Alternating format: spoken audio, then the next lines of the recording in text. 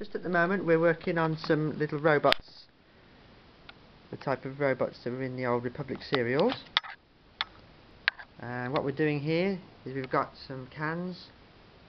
We tried with ordinary cans, but we finally found that we want to use Nutriment drink cans. They're the right sort of size for the robots, aren't they, Stephen? And it means that we can get the look of the robots as close as we can.